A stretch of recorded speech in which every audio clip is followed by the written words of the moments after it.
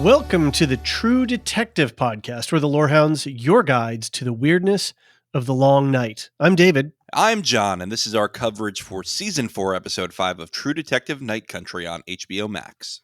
We're going to start off this podcast with our hot takes, and then we're going to get right into a scene-by-scene breakdown of the episode, followed by listener feedback.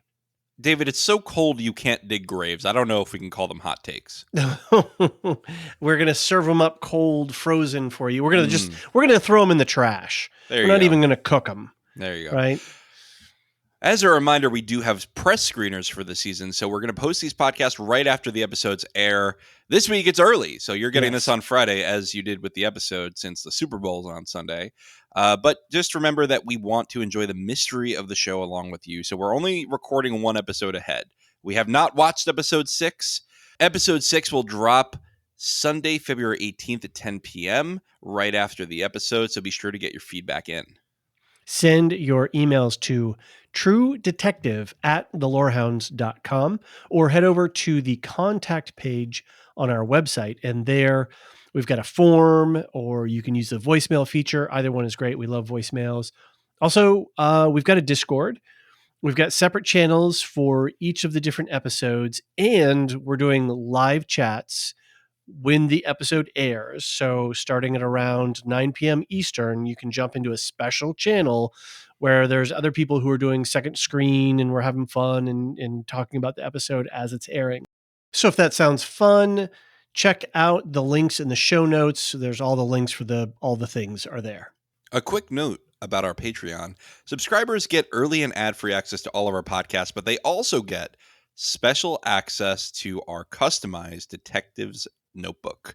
David, you've put out this excellent detective notebook on the interwebs, and you've been sharing the link among the patrons so that they can enjoy all your clue gathering, all your yarn stringing, and my virtual red yarn board. You are Charlie Day in It's Always Sunny in Philadelphia with your board, and it's great. It's very easy to follow and helps me even when I'm trying to remember who people are, because there's a lot of people on the show. Especially the character guide. That's a big help. Although I've noticed that in the last couple of episodes, the clue ratio is, we're getting less and less clues, and we're because we're moving the plot forward. Fewer. But sorry, I'm being Stannis Baratheon. It's quite all right. Thank you. But thank you to everyone who's been sending in some stuff. I got a couple of submissions from some folks as well. So that's been fun. That it's kind of become a community input as well. So it's a lot of fun. Cool. I will also make another note about our Patreon. We got a lot of subscribers recently. Thank you to everyone who's come in, who's been checking us out. It's great to have you here. I know that it's getting close to the end of the season, so I just thought I would make a small suggestion that if you want, you could consider an annual subscription. It starts about as like $30, and then you're just good for the year, and that supports us and makes us feel good, because we always are sad when people leave. But, people come and go, and that's totally all part of it. But we can talk more about the Patreon at the end of the podcast with our upcoming programming schedule as well. Cool. David, I think it's time that we talk about our hot takes for the episode. This says spoiler free here. I'm taking that out. We're doing full spoilers. Oh, that's the old notes. Those are the old notes. You didn't ask the right questions. No, you didn't ask the right questions on this outline. Is this the right outline? Did I actually? So what'd you think? Yeah, I like, first of all, by the way, in the outline now you've crossed out spoiler. So now they're just free hot takes. Free. We're giving them away for free. That's what we do here at the Lorehounds. We're just serving up the hot takes fresh from our truck. Our big, our food truck. I'm going to just kill this metaphor. Just move on with my hot takes. Okay. I was confused by this episode when I first watched it. Mm-hmm. And up until the end, I was kind of going, I kind of hate this episode. This is really, it's such a whiplash from the end of episode 4. And I was just kind of like, what's going on here? I will say that after doing a second watch and doing the outline, I am less angry at the show, but I am worried that the fandom, well, I don't know, whatever, the toxic people on Reddit are going to Don't worry lose about them. their They'll be fine. minds about this. I'm sure, They'll be fine. Issa Lopez is fine. She's a great director. I'm really looking forward to seeing her career develop. But yeah, I'm worried that people are going to feel the whiplash of really going from that hard supernatural ending at 4 to this very normal police procedural corruption, turns over a family, and a bunch of cops do some stupid stuff, and now they're in the shit, right? And so yeah, like I said, I'm less miffed at the episode now. I think the one thing that I'm really stuck on, though, is that it is 6. We do jump 6 days ahead, because Hank says when he goes over to Liz's house, like, I don't want to be over here on Christmas Eve, when before it was, Christmas Day, basically, when we were doing the last stuff. New Year's Eve, you mean? Sorry, yeah, New Year's Eve. I apologize. Yeah. We didn't go back in time a day. This isn't Doctor Who. This is not timey-wimey. The fact that Navarro basically has no physical injuries after she got the stuffing beat out of her really annoys me. It's a little detail, but she should be aching, and she should have some bruises. I mean, those bruises will develop over 6 days. Her face should look like, pretty rough. Yeah. So that annoyed me. And then the fact that they don't address what happened at the end of 4 with her vision and her bleeding eardrum, that really annoyed me. And yeah, I think that would be my one lingering issue. Mm-hmm. The other things don't bother me as much, but the lack of discussion of like, hey, wasn't that crazy how you were just like there on the floor and you were unresponsive? Eardrum? Yeah, that's I mean, like, I understand that we skipped a few days and maybe there's a conversation we didn't see. And you know what? Maybe they'll flash back to that conversation and have us figure something out, or maybe they'll mention in the next one, hey, remember when this happened? Right. But it was a lack of closure. Then again, we have another episode. So yeah. Yeah. And so I'm just kind of, okay. Now, that said, all of those little, they're not little nitpicks. I mean, I think they're kind of important details. That said, this ending was a real banger of an ending, literally. And I love the culmination of it. I mean, Hank has nothing left to lose. The coming apart between him and Peter, the fact that Peter is now fully in, she's been fully Danverized, he's not a freshman anymore. He's definitely moved up a grade or two here with his malfeasance. That was all great. And so, the show is still, the acting is great. The production and sound design, all of that stuff is still really good. I just was confused about the plot of this thing. I will mention something too, and not in our Discord or in any of our feedback. Everybody seems to be enjoying the show, but I did read in some places that some people they're not happy with the dialogue. And what's interesting is I think the dialogue in this show is some of the most natural, normal human dialogue that I've seen on a television show. It's not, extemporaneous talk, and it's not super flowery talk or, really well written lines. This is how people argue. This is how people say, they repeat things over and over again. They give up, they get frustrated, they walk away. So that reality that she's giving us in the dialogue is really interesting and kind of refreshing in a number of ways. I agree with that. I think there's one scene that I thought the dialogue was a little contrived, but other than that, I thought it was overall very realistic. Yeah. So what did you think about the episode? I know we traded messages when after we both had finished it in our respective watchings. Yeah. I watched it pretty much right after we recorded last week, I think. Yeah. Maybe the following morning. I don't remember. I think it was the following morning because I watched it that night. Okay. So I watched it pretty soon after we recorded, and I think part of my whiplash with it was the fact that we had just spent 2.5 hours talking about the previous episode, and we had really leaned into the supernatural because that episode leaned into the supernatural. Yes. And so going into this episode and having a largely, like you said, routine cop drama felt like a step back. Yeah, exactly. It felt like, okay, we were heading somewhere and now we're on a detour. I kind of almost miss it. Like it was like a blanket, I was kind of cozy in the supernatural. And then suddenly you took the blanket off and now I'm cold, right? I'm like, wait, It's wait a easy to minute. get cold around here. Absolutely. Yeah, so it felt like a little bit of a step back to me, but then on rewatch, I noticed there was a lot of supernatural interwoven. Mm-hmm. Like you have Otis saying she is awake. That's what the guy heard. And Mm-hmm. Liz has the flashback to her hearing that in her spooky dreams or whatever. You have, Rose rescuing Navarro out of her trance Right. going into the ice. Right. You have, all the mentions of like, There's the I don't want to one. talk about this. What Mm-hmm. happened? Um, and so I think it's fine if the next episode is going to be let's resolve all the supernatural shit with a Mm-hmm. taste of will anyone face consequences for their legal problems? Like, Seriously. I think that Murdering those a are the fellow police officer. sure, and faking a murder suicide. Yeah. But those are the two hanging legal things and realism things. But most of what we have left to resolve are who is she who is Yep. awake, Mm-hmm. Mm-hmm. and how did these people die? Right. And that's going to be all supernatural. So I guess if I'm being generous, maybe Issa Lopez wanted to tee up all the routine stuff, all the cop drama stuff in this episode, and wrap up all the supernatural stuff next episode. Mm. But that's all speculation because we Right. haven't seen it. Right. And we don't know her as a director very well. Like we haven't Right. watched 3 or 4 different shows that she's produced or something. So we don't really have a thumbprint for her. Yeah. I was really thinking that this episode was going to be picking up speed, and it wasn't. It was largely pretty slow right until the end. Mm-hmm.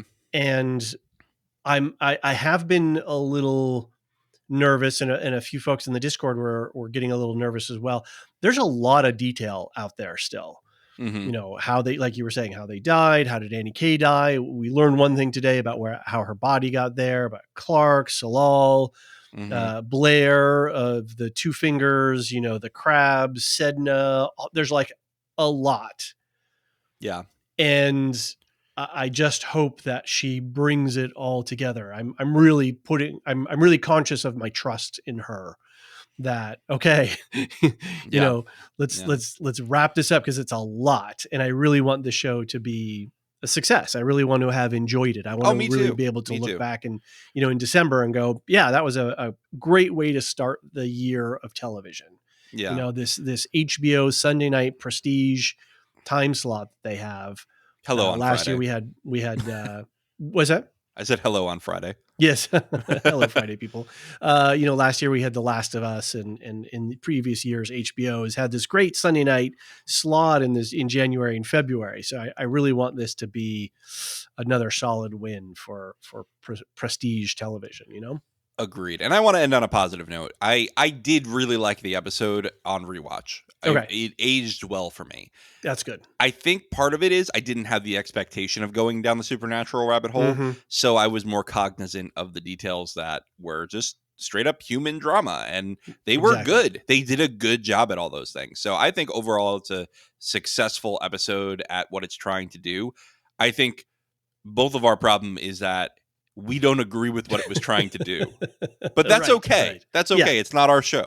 Right. So hopefully the finale is satisfying to everyone and we all feel like everything was answered in a satisfying way. That's the dream. That's the dream. All right, David. Shall we do some quick notes before we get into our spoilery scene by scene recap? Yeah, I just wanted to call out that episode 6 we're going to do. So, get your feedback in from 5 and we'll put that in 6. But we're going to do a feedback episode. We're going to do a season wrap up about a week later. So be prepared to get feedback in after you see 6, and we'll just do a whole dedicated podcast wrapping up the season and answering everybody's feedback. So hopefully we'll get a bumper crop of emails and such not. I wanted to shout out to the official podcast, especially this week. It had some really great insights into the characters, into Danvers and Navarro's characters. As well, they spoke with the cinematographer and the sound designer. And that was some really great insights into the way that they've been constructing this whole season, and how much care and consideration that they've actually put into the design of this show. So very cool. They also dig into a little bit of Arctic Inupiat mythology, and they specifically talk about Sedna. And they talk to a gentleman from an Inupiat gentleman who talks about mythology and the role that these stories, these ancient stories, play in the lives of people, and the not only the functional aspect of it, but also the cultural aspect of the importance of that stuff. So really good episode this week. Oh, very cool. Just to shout out a couple of things on the Discord. People have been talking about theories about Danvers, how she lost Jake and Holden. Was she driving drunk? Is that why Danvers said, like, don't judge me to Connolly? So if you've got theories on that, or you want to share, definitely get in on the Discord chat, as well as the Blair theory. Somebody today was asking, I forgot who it was asking, like, hey, we haven't seen Blair. And I was like, oh, like I had to do the zipper mouth emoji because I knew too much. So, but I think we should keep those things alive for episode 6. All right, that's it. All right. Let's move into the scene by scene recap. Some of these descriptions are combined to make it easier to discuss. So if you hear some scene elisions, it is on purpose. Here's the cold open. We watch as Julia's remains are cremated, collected, and given to Evangeline. I think this is where I really started to get confused on the episode, because there's Evangeline looking perfectly healthy. And you don't cremate somebody the next day generally, right? There's paperwork to be done. Right. Did we miss you know what? I wonder, because our screeners do have very specific notes that VFX work wasn't done. So I wonder if we're missing some title cards or something on our episode. I don't think so, because I think it just says on episode 6 they're not done. Okay. I'll double check, but I'm pretty sure that's what it says. It'll be interesting to see when the episode airs if they say, January 31st or something like that. I don't know. I think that's why they put that thing that you mentioned with Hank. You're right. I think that's why they said, oh, well, it's 6 days later. But yeah, I think they just put you in cold. Maybe there is, though. I don't know. We'll see. I remember in Foundation, I could have sworn that there should have been voiceovers because we were watching screeners and there wasn't. So we literally had a debate over whether we should cover it without the voiceovers. And then we were like, oh, there just is none. Yeah, there just was none. So just Markley's. So I thought it was really interesting that the remains were hot. She's like, careful, love, they're hot. Yeah. Yeah. And it was a very touching scene.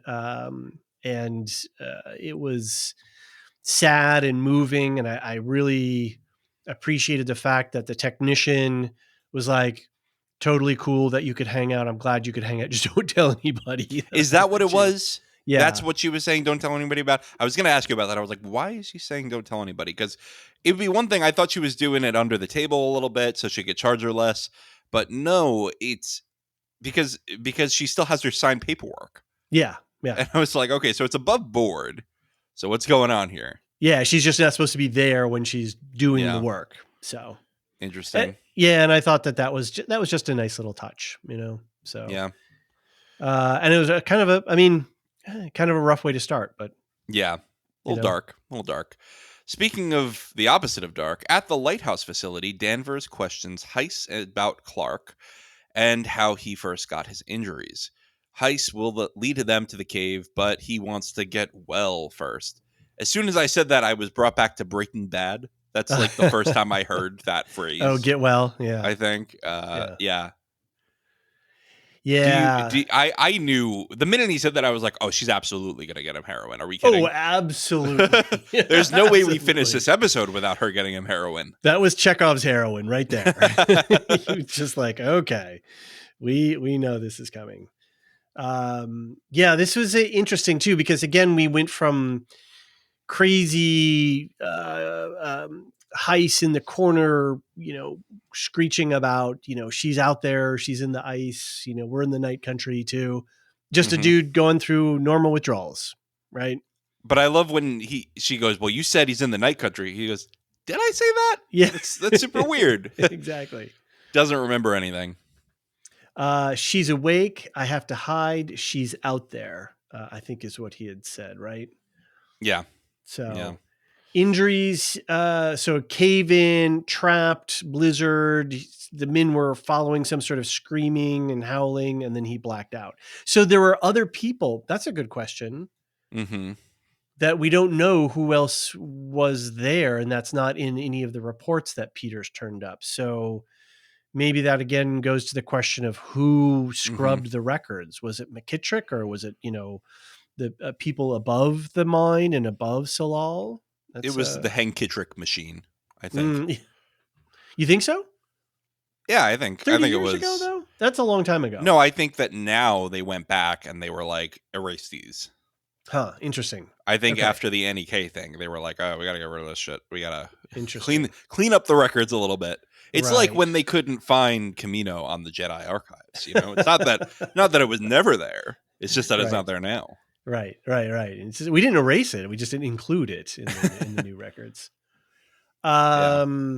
So I thought it was interesting that he doesn't know Clark from before. Is he lying? Or I guess if it was 30 years ago, Salal was only 18 years old. Yeah, no, I don't think Salal was involved at all with the original incident. Interesting. So he said I knew about Salal, but I wasn't involved with them. I think that they met in the Night Country recently. Right. They're both hiding from her, whatever. Right. So yeah, this cave thing is a big time mystery. In the notebook, I grabbed some good photos too from the opening credits, and there's definitely a picture of a frozen foot embedded in the ice, very similar to the fossils. Mm-hmm. And then there's a big hatch, like AKA Lost, kind of hatch. And then there's actually one little short scene of them, of sort of like as if you're traveling through an ice cave. So I think this is, we're at the end of our mystery here. So we're gonna get to whatever this is all about. This is it. Yep. So Danvers and Navarro head out to the cave complex with Julia's remains. They discover that the entrance is not accessible, and Navarro isn't happy. So it looks very intentionally covered up, right? McKittrick is absolutely involved with it. See, this is what I'm saying. Like, she had to have been involved with all of the deletion of stuff. Mm-hmm. Even if it wasn't Hank who did it directly, somebody did it at her direction. Right. Because her fingerprints, her paw prints, whatever you want to say, are all over this. Yeah, for sure. But I don't. I want to know. I guess my question is how far up does it goes? Because if it's just McKittrick as the mine director, the boss on site, is she just sort of fixing things here in the moment, or is there a bigger conspiracy? That's really where I'm focused at. Because McKittrick at the end of the day is kind of small fry in that, I would think. Because this is a lot of money. The mine is a lot of money. Salal is a lot of money. Yeah. And if they're researching some amazing cure-all microbe or something, whatever it is, that it's, I could see nefarious forces really wanting to get their hands on that. Yeah. Especially Kate McKittrick, née Tuttle. Yes, exactly. I'm betting on it. She's a Tuttle. She's a secret Tuttle.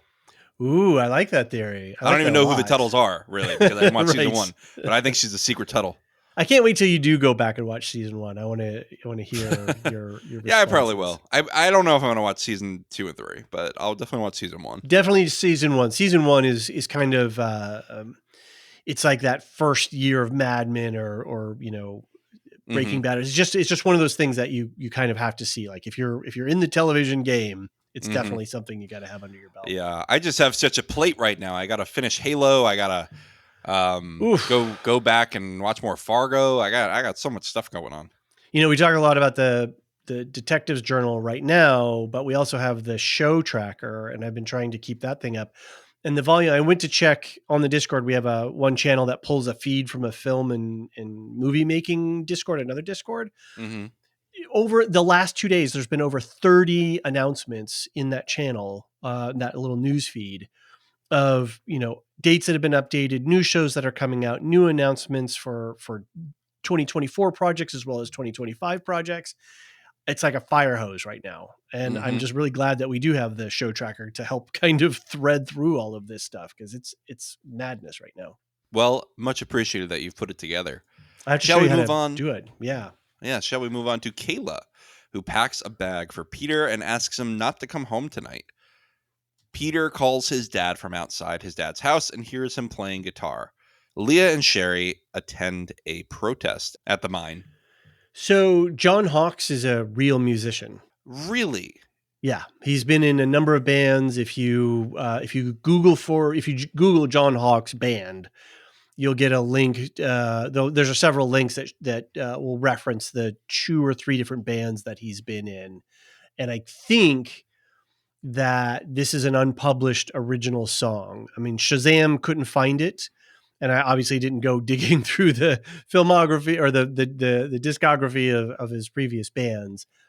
But it feels you didn't listen like to every single song. I was a little busy this week. Normally, I probably would have done it. It's unlike you. It's unlike yes, you, David. It is. It was such a good song, though. It's so very Johnny Cash. It's so very fit the whole bridging the mine protest and all this stuff. It was really good. He's got a good voice. I like that song. He does. I was gonna say, why is he doing Murder for Hire when he could just be a Johnny Cash impersonator at weddings? In Alaska, it's got to be a paying gig, man. Yeah, Everybody needs a musician. I'm saying. Look at Sarah Palin and her. Like, I bet you Sarah Palin would hire a Johnny Cash impersonator for a wedding. Anchorage? I'm sure Anchorage is got a bustling music scene. I think so. So. Write in. If Sarah Palin is a listener of the pod, please write in. Former governor of Alaska. Oh man, I was feeling rough for Peter here. Sacking it his way over to his dad's house. Yeah, I think that if Peter hadn't said that thing about admit it, I ruined your life, you didn't want the baby. I think up until that point, it was pretty bad. It was salvageable. They could have gotten some help and gotten through it, but that was a really rough comment. That just, right. He's the one in the wrong, but he's yelling at her, and that's just the opposite of what he should do. Yeah. He should have been begging for forgiveness and I'm going to set up new boundaries with Danvers right after we finish this case. Right. I think that would have been a reasonable thing to say. I've called the therapist. I'm gonna work on. I'm gonna go to work on myself. Whatever. Yeah. But right. But no. Instead, he goes to his dad's house. I thought it was crazy that he's outside his dad's house. He feels so embarrassed that he's already there that he's like, I'm 5 minutes away. Yeah. That was a really good little line. It felt real. It did. That feels like something you would do if you were embarrassed to go back to your parents' house. Well, yeah, the not being too eager. Hey, I'm already here, or knock knock. Yeah. Right. Right. I can totally relate to that, where you're trying to play it nonchalant. No, it's cool. I'll be over in a few minutes. Yeah. Poor Peter had a rough episode.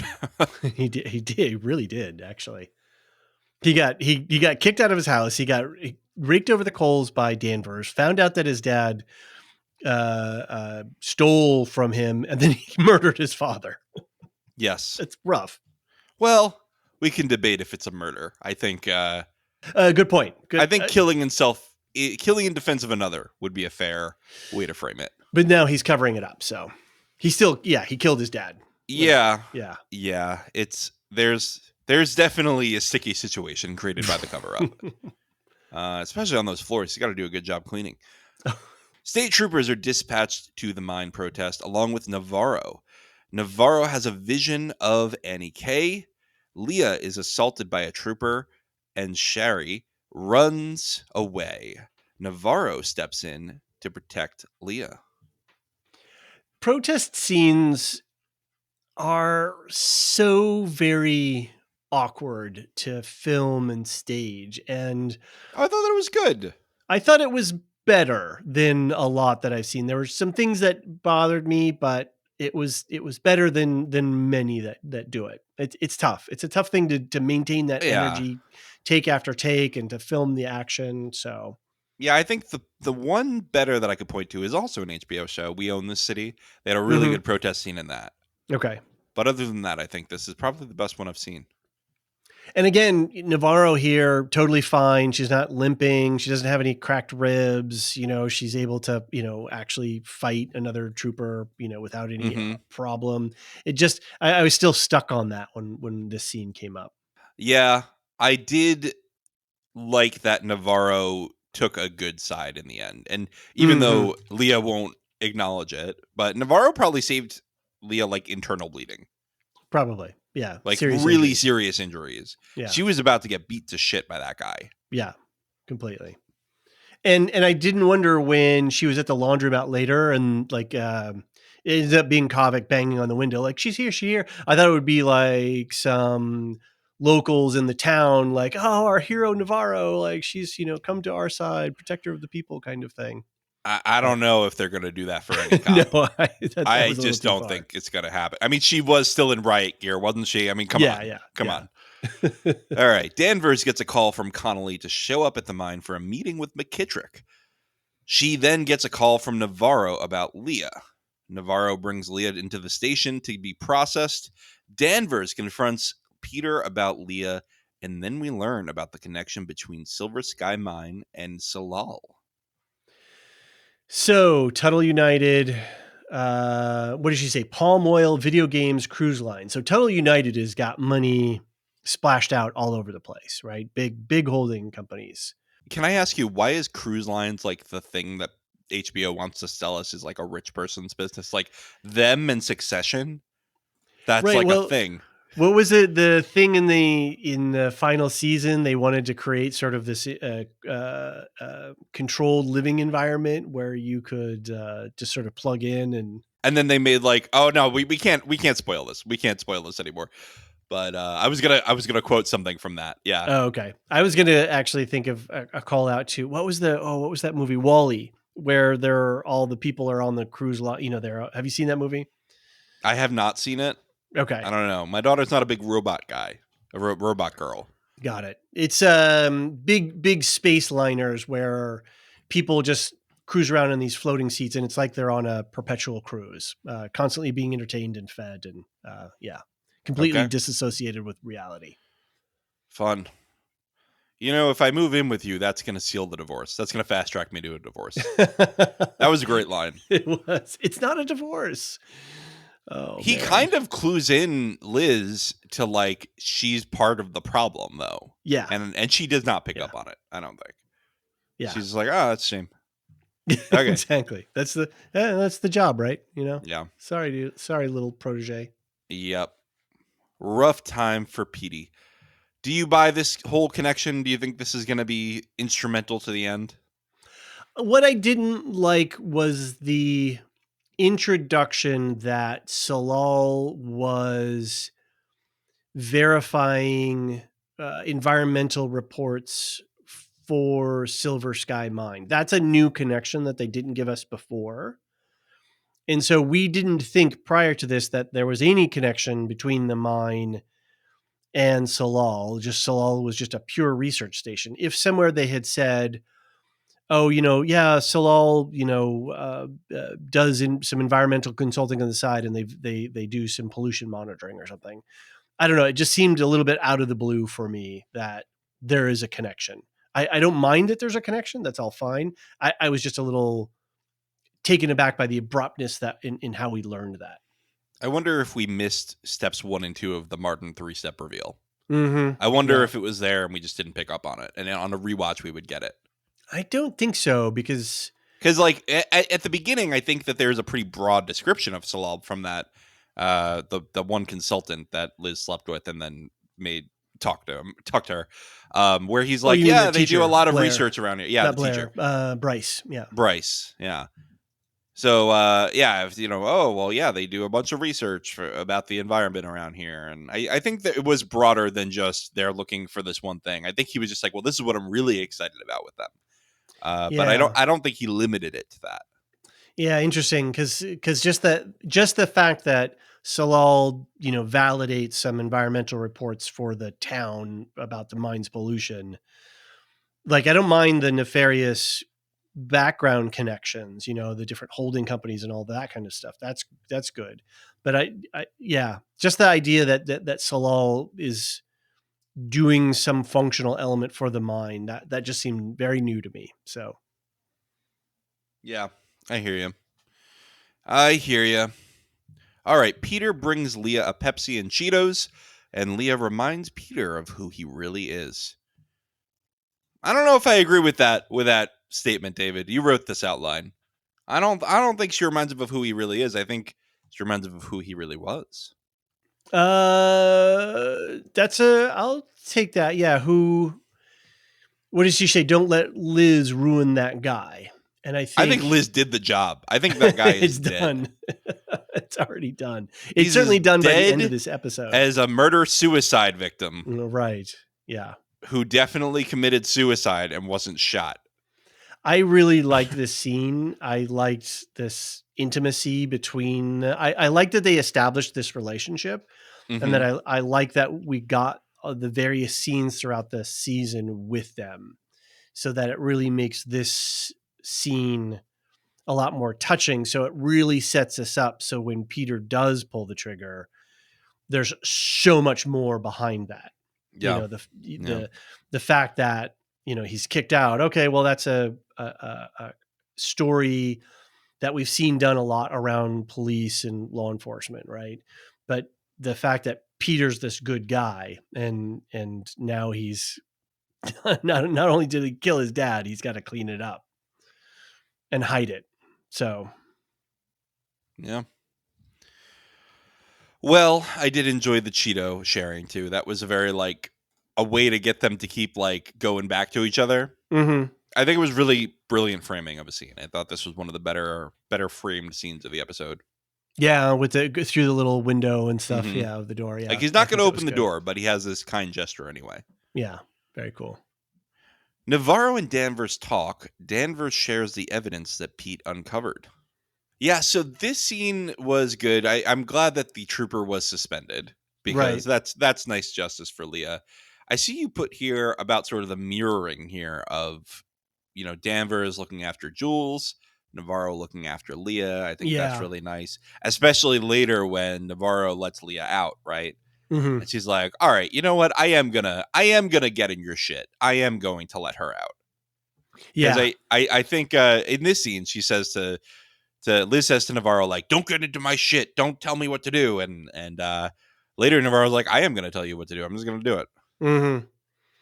And Liz is making it about her, not about Leah,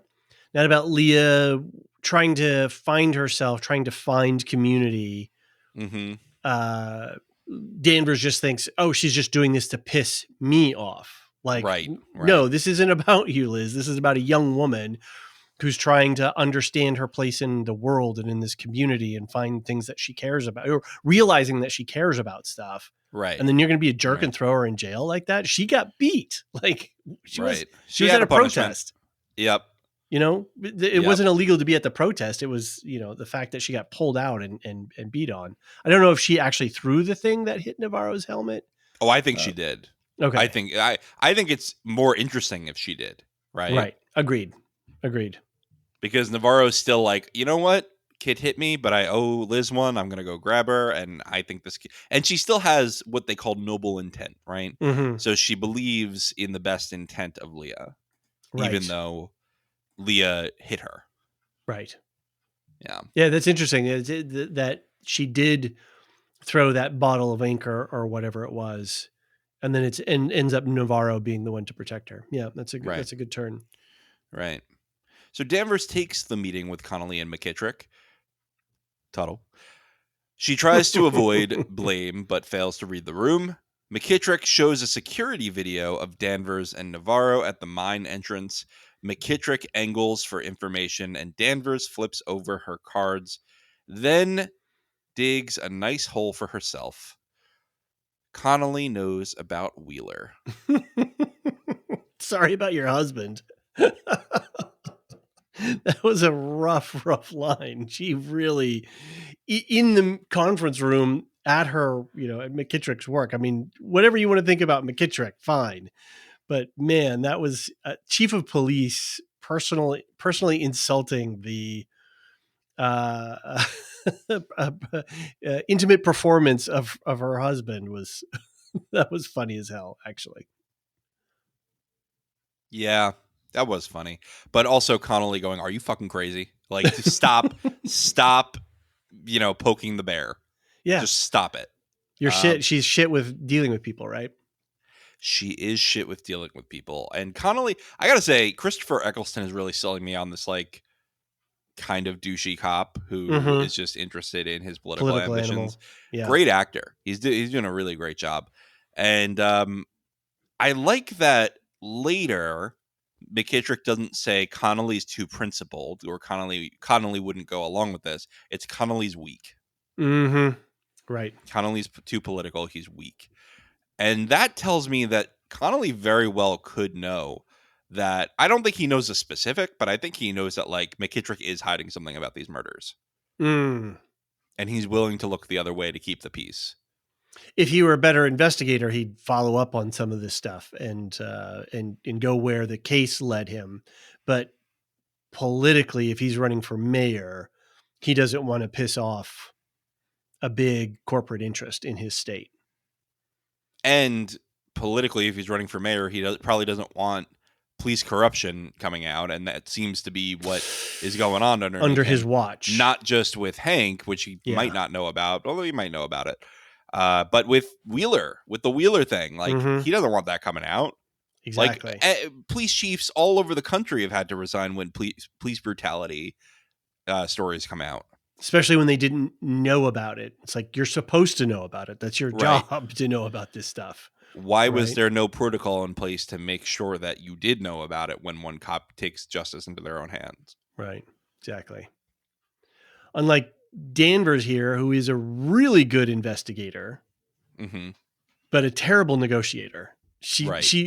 I couldn't believe she just let McKittrick walk off with the file of all that information. I mean, I'm sure you could reprint it. It's fine. I think that's just on Pete's phone, right? Right. But still, it's kind of case file stuff. You're just like, oh, here's all the things that I know about you. Yeah, go ahead. And now they can spin it and hide it and go back and scrub it. And it's public info. I think it's going to be. But it's the question that McKittrick now knows that Danvers knows. Yeah. So they can go back and go, oh, we need to do a better job of scrubbing this stuff. Right. And make it disappear after the fact. And then it's like, what files were you talking about? I don't know. We need another shell corp in between. Yeah. Exactly. Yeah. So yeah. The weather event as cause of death. That was nice. Yeah. That was absurd. That was absurd. And everyone knew, like everyone in the room knew that they were full of shit. Right. McKittrick was like, "Oh, thank God it was a weather event." And Connolly's like, "Yeah, it's over." He puts on the "shut up and do what I say" face. Let's just get through this. Yeah. But it really felt honest. It really felt like he knew who he was talking to. He knew that she didn't buy the lie. So he's like, "Look, I know that you didn't buy the lie, but I don't buy your lie, and we're both going to accept the lies for the sake of our reputations." And moving on. Yeah. Agreed. Yeah. And that's gotta sting, for a dogged investigator like Danvers. That's just, it's willingly telling a lie, which is, it actually makes her character all the more interesting, because when you put it against the Wheeler case where they faked the suicide, justice, this whole question of pursuit of justice and the law and upholding the law, it just makes it's for a much richer context for the character. Yeah, I agree. I still am not totally sure who killed Wheeler. No, hopefully we'll find out next episode for sure. That's the tough part about episode 5 is like, okay, we're just waiting. Like, we've got all these clues stacked up. We got one more episode to we're just kind of hanging here until we get to it. Well, we aren't, but somebody is, because we can watch it tonight. Yes, definitely going to watch it tonight. Yeah, I want to know who killed everybody. Yeah. Hank takes a clandestine meeting with McKittrick, and they talk about the cave. McKittrick gets Hank to follow up on Heiss. So this is also where this whole episode, I don't have any problem with any of the reveals in this episode. It just felt like they were all packed into one episode. And so it was just, it was sort of mundane reveal, mundane meaning non-supernatural, right? It was just sort of one, normal political corruption reveal after another. Mm-hmm. And it just seemed like a lot, and everything was like right on the nose and right up front and right out there. And I don't wonder if I don't know why we're doing 6 episodes. I'm kind of glad, just because the show has been a lot of work. But it just felt like they packed all the candy into episode 5 instead of, spreading it out a little bit more. Yeah. One of my favorite creators of climaxes in media is Robert Jordan with the Wheel of Time books. Mm-hmm. And I've talked about how he sort of he lines up all the shots and then he takes it at the end. But he doesn't do it in one chapter, right? He does it over like the second half of the book. He, gets something hot, he puts it on simmer. Gets another thing hot, he puts it on simmer. He gets the stove full of things on simmer, and he goes, "Watch this." And then he takes out his blowtorch and goes, right. And that's what you need to do with these. I think that's like the best way to do this. And I think you're right. I think it was a little bit too much like, aha, and here's the twist, and another twist. Yeah. And all non-supernatural. And so it was just whiplash from episode 4. Right. So, right. Yeah. Interesting. I really liked how McKittrick treats Hank. She's like, hey, Henry. She's all first name basis and soft with him. But then Hank, he's got some sort of animal cunning, but at the same time, he's not also very smart in some ways, because she basically had to explain to him how to go about tagging Heiss and getting a hold of him. And so Hank is this really interesting character where he has this cunning, but he's also a very weak man. And obviously, so weak that he, spent a whole bunch of money on a phantom bride. Did you send her money? I'm telling you, 90 Day Fiance would do a great job with Hank. I could see the talking head happening right now. Right. Yeah. And you've got to feel that Hanks is desperate in a way. He's got nothing left since he got left at the airport, in that embarrassment. But God, he would. But he does have stuff left. He's just not seeing it, right? Sure. Like he has a son. He has grandkids. He's got, maybe his job isn't great, but like other than that, like just retire, man. Go be a Johnny Cash impersonator, and you will be so happy, man. You don't have to do murder for hire. He's got a salary. He's got a command rank. I'm pretty sure he's a captain. He could just cruise the rest until he retires. And it's 2024, and I think he owns a house. Right. That's pretty good. Play some music and coast. Nobody's going to think any less of you. Everybody thinks less of you already. Right. Well, guys like that, they really need like constant validation. Mm-hmm. And that's the problem. Right. And I really like when she goes, "No, I need you to repeat that I did not ask you to kill anybody." She's a pretty good operator, I will say. Mm-hmm. She's not bad. I'll be honest. I think later he gives himself up and just like accepts that he's about to die. Yeah. Mm-hmm. Agreed. Because he knows if I live from this, she's going to take me the fuck down. Mm-hmm. Whether legally or hiring somebody to put me away. Right. But yeah, he was boxed into a corner. I agree. Yeah. I think McKittrick would not have let him walk away unscathed from that. Right. Even if he tried to turn state's witness or something, I don't think she was going to let him get away with it. What other little things have gone on too? Right. Not just the moving of Annie K's body, but what other nefarious little things, right. So. Well, on the topic of murder, a nice light topic to leave it on, let's take a quick break. When we get back, we'll resume the recap.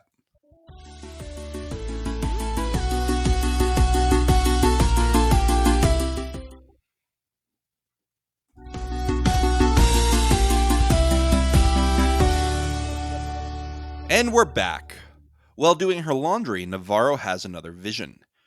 Kavik brings the stone back, and we learn that they were used as markers to warn hunters about dangers in the ice. Blair walks in.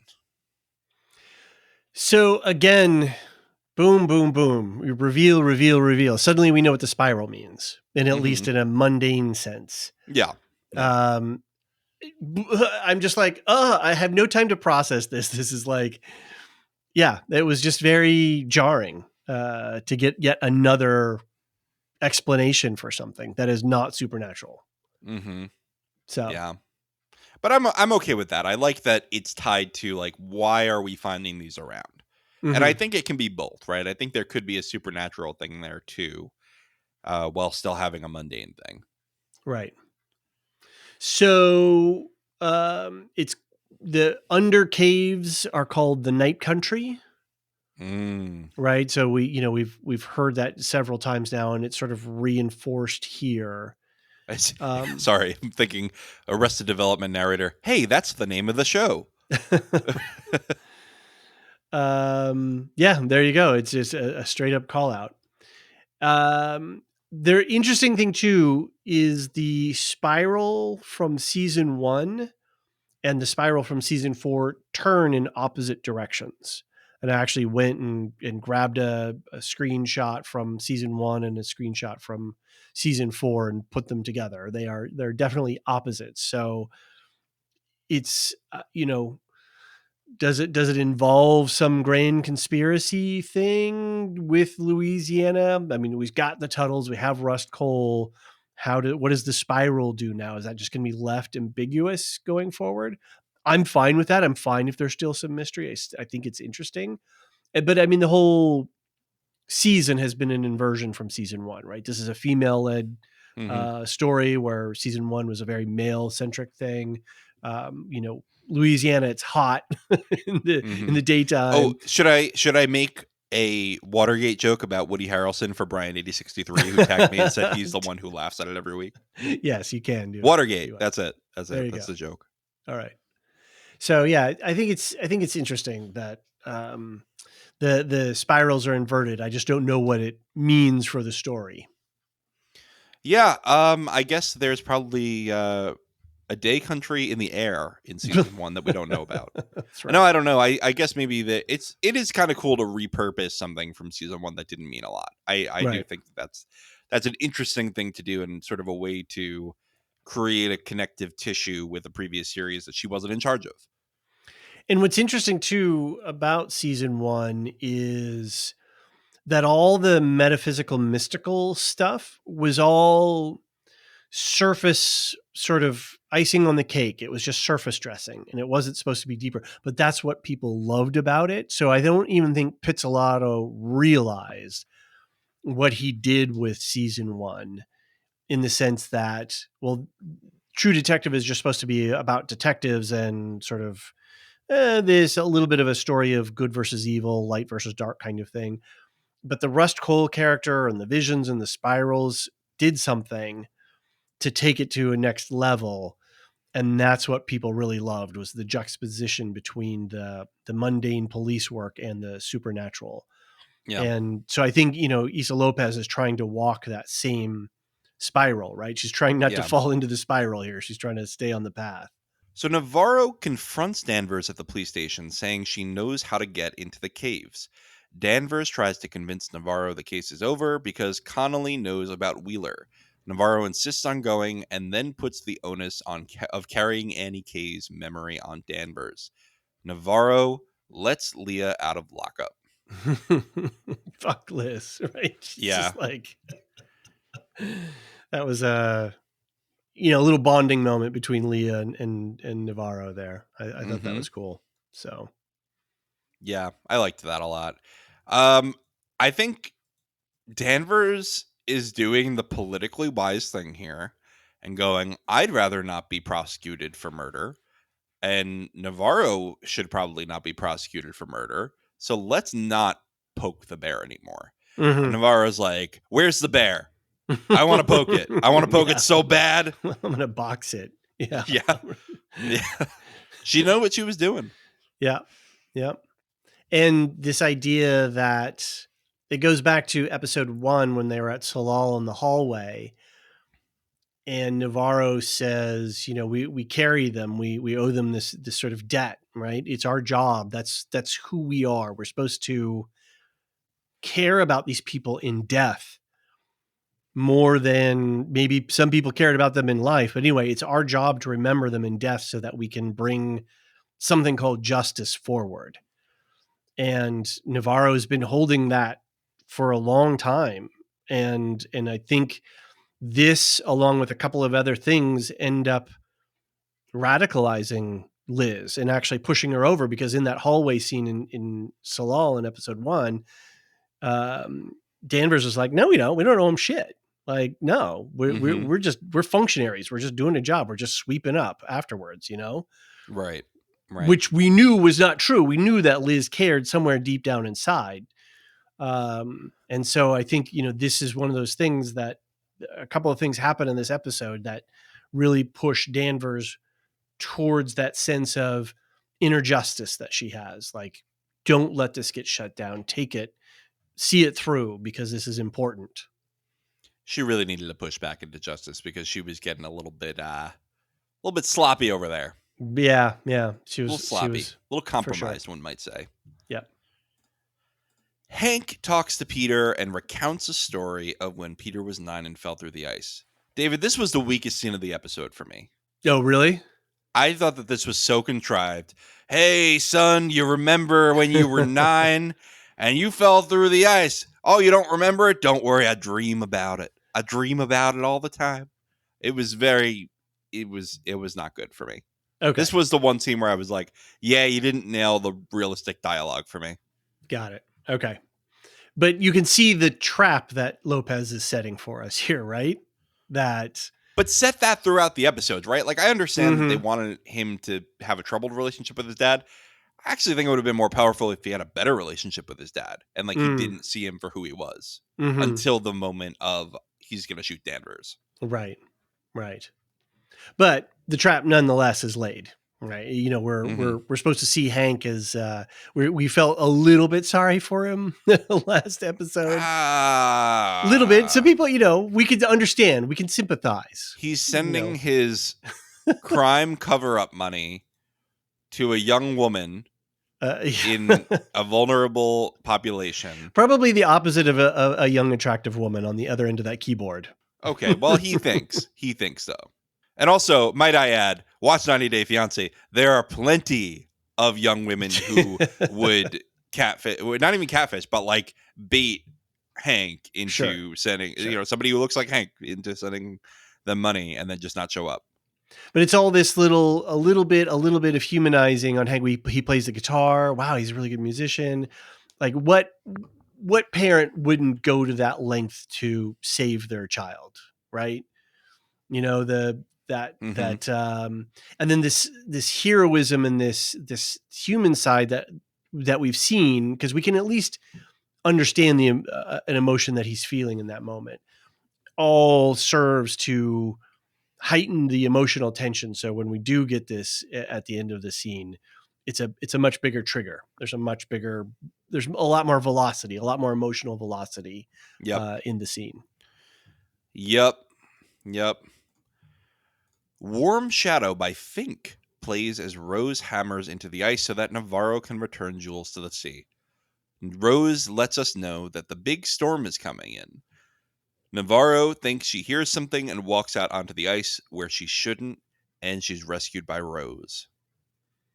So this is, again, the show rhyming here, right? We have a scene of Hank chipping into the ice, and then we have Rose doing the same thing. So just these little parallels, putting, somebody under the, Peter died. He went down under the ice and then he was pulled back out. Here's Jules, who's not with us anymore, going back in. So just all these rhyming couplets that the show has going on in it. And it reinforces the danger of the ice right before Navarro falls in. Ooh, good call. Absolutely. You can't trust the ice.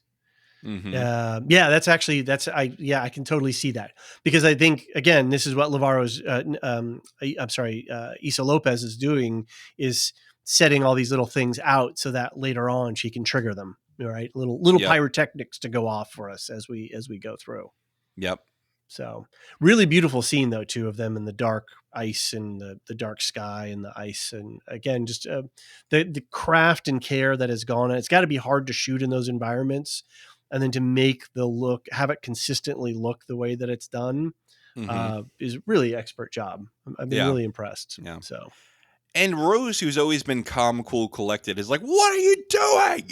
Yes, exactly. I really like that. Just anyone would have freaked out by that. Yeah. I was like calling you, like, hey, Yeah. she's At least she there. checked on her and didn't just, "Oh, you want me to stay?" Nope. All right, bye. Bye. Put my headphones on, rocking out on the way back. Right, for sure. So this putting Jules back into the sea, again, it's not a one-to-one with the Sedna myth, but it's very much speaks to that. And just a reminder of the Sedna story. Different communities in the Arctic tell the story a little bit differently.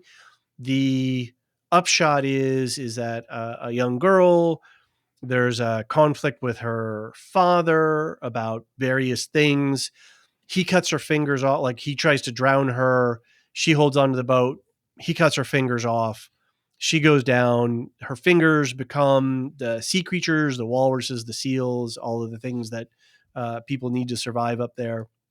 And then she becomes sort of a goddess of the underworld who is a little bit vengeful and has to be appeased on a regular basis. And so hunters as old gods often are. Yes, exactly. And so the hunters would, have to make sacrifices, and the shaman would have to comb her hair and do these various rituals to keep the animals coming, because they're subsistence hunting, so they need to make sure that they can track the wildlife, and if the wildlife doesn't come, if Sedna doesn't send the wildlife, then it gets rough for the people. So this idea of pouring Jules's ashes back into the sea, again, just echoes within that overall mythology. I really like the Sedna myth. I hope that like directly comes up at some point in the finale. Which is why I wanted to call out the the official podcast, because they beautifully segue it in without it seeming like, if you haven't done any research, if you're just sort of, la la la listening along, oh, Sedna, that's a really interesting thing. Where the Reddit sleuths and all of our, the cottage industry of podcasters, we've been on the Sedna myth from very early on. And so listening to this podcast, the official podcast, where they're like, oh, and mythology, and it's very important to our culture and our society. It's how we survived. It's how we transmit information from generation to a generation. But then those mythologies also live within us, and that's how we see and feel the world, how we connect to the world. And they just drop the Sedna thing in there really nicely. Oh, and this one example, And it's like, oh, okay. Here we go. They're telegraphing. Yeah. So that's fun. Big storm, here we go. Click, click, start the dramatic tension knob clicking up, right? We got to have a big storm, big plot swing, big drama for the end of the show. Well, I think I said last episode that they are really trying to ramp up the pressure on all the characters individually. You have Peter's marriage falling apart. Hank is in trouble with all his stuff, with the bride not coming, and his son's marriage falling apart, and now this whole thing of go murder somebody. Right. Yeah, and then you have Navarro, her sister dying. The protest stuff is really rough. Liz has the stuff with Leah. She has the Wheeler case. There's a ton of stress just ramping up on everybody. Totally. And I think that they just wanted everyone to be in a really vulnerable spot for the finale. And so the weather says, all right, you know how you're all really emotionally upset? We're going to make you be physically struggling too. That's right. Yeah. Maybe somebody else will die in a weather event. Throw in a big, circumstance that just throws everything else into chaos. Yep. Danvers takes a chance and tries to reconcile with Leah. They talk, and Leah tells Liz that she has not given up on her. Liz is followed by Hank as she leaves Kayla's. Not a lot to cover here. I think the dialogue is very real and very grounded. The one line that did throw me a little bit was the "I haven't given up on you." It didn't quite resonate for me. I don't know. Maybe it resonated. Maybe it's a me thing. I don't know if it resonated for other people. I get what Leah is saying there. I understand that. Look, Liz, I'm pissed at you, and I'm going to spend some time away and try to get my head right. But that doesn't mean that I don't want us to not have a relationship. Like, it's not over. So I get that was the sentiment. It was just a strange way of phrasing it. I don't know if it landed for you at all. No, yeah, it was a little weird.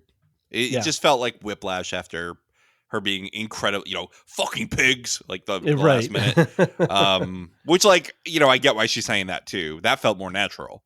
Right. See, we can listen to cursing, people who were on us about Foundation. That felt more natural. They did. Very, very normal. I guess so. Teal. Okay, no, stop it. I'll tell you why. On my way to work today, I put on the Ringer podcast for True Detective Joanna episode 4. And what's his name? I love the Ringer. They're great people. They do good work. I put it on, and I'm 5 minutes in, and I think I've heard the word teal 200 fucking times.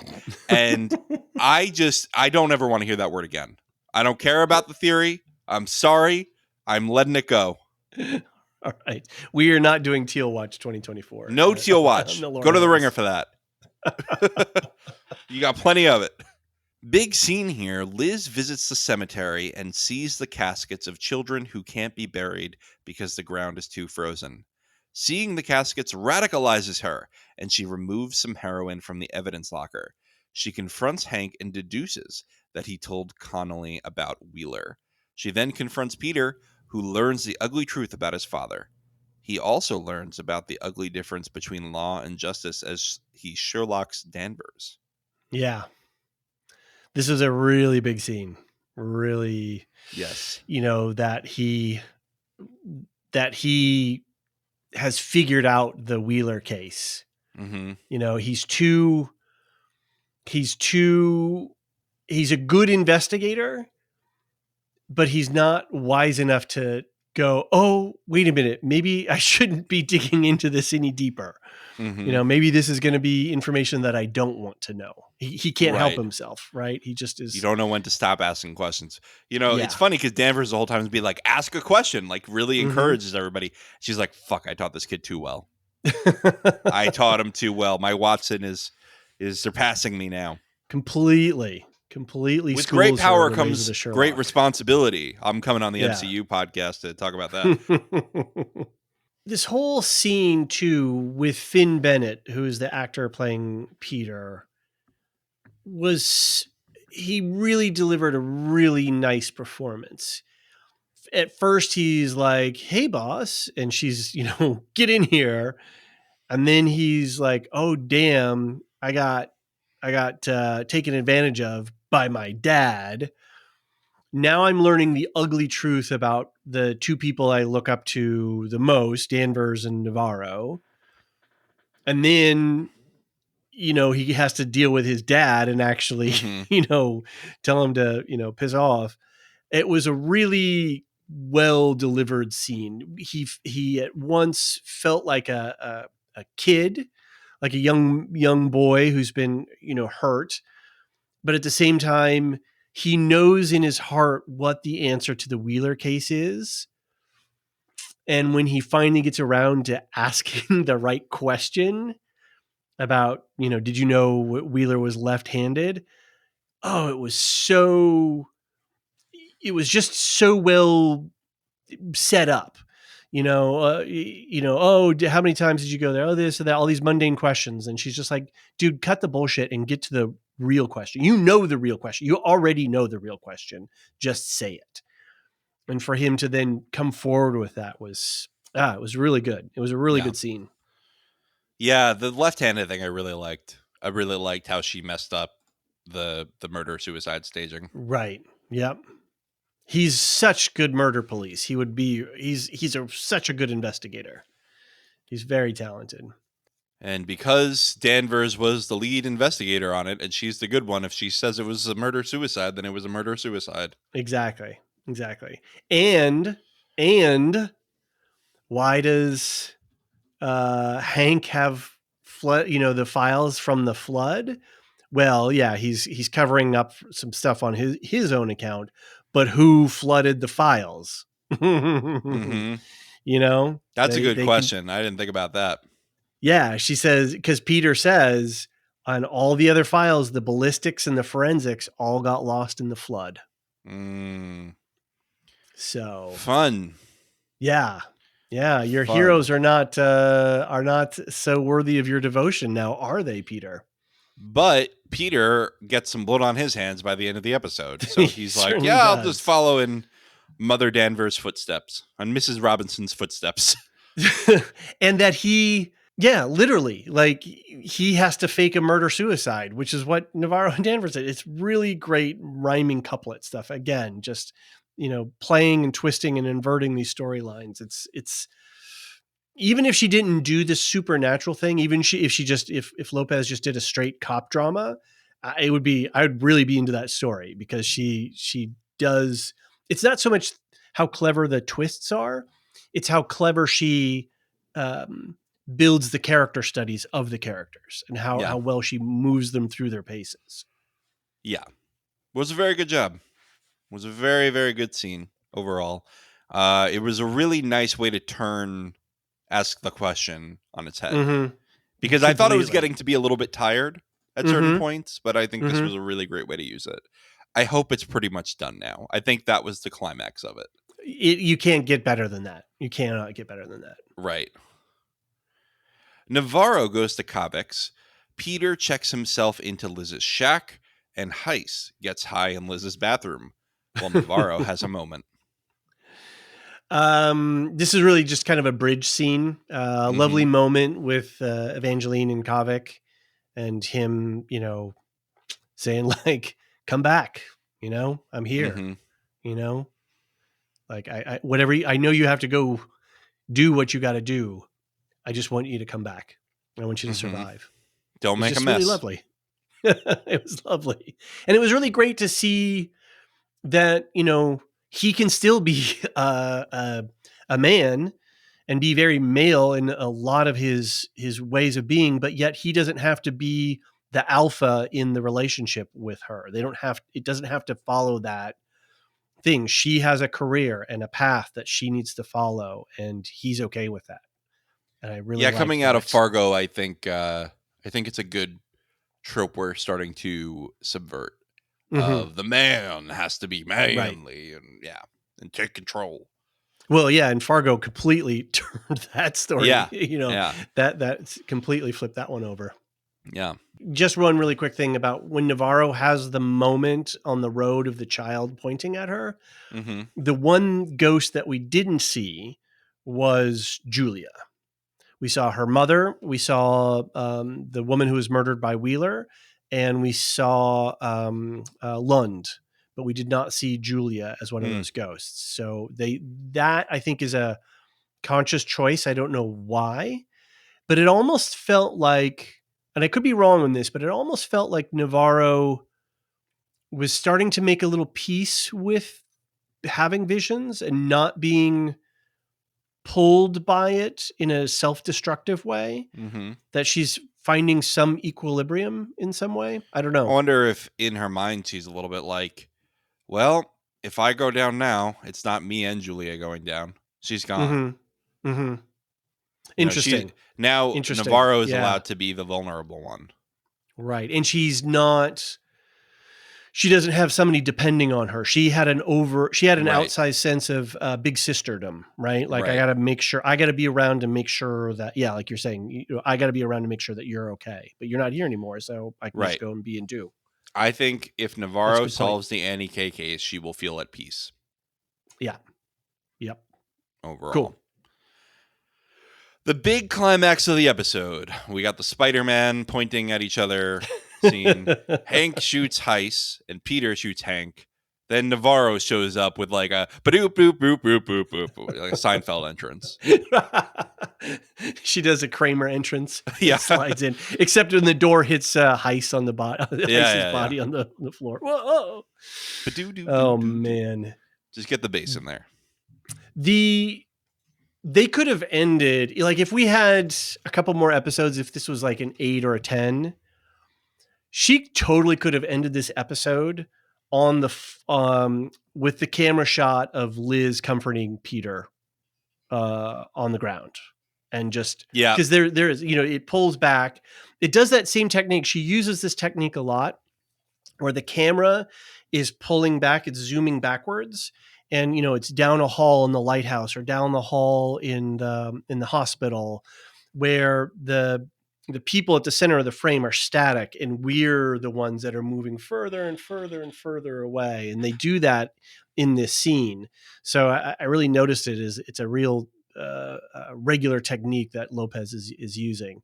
But man, if they had just cut that scene right there and left us with some eerie music and some scenes of Ennis, that would have been a hell of a cliffhanger for an episode. Yeah, I don't think they actually needed to go as far as like being like, all right, you clean up. Right. But I'll tell you one thing that would have made the scene better for me.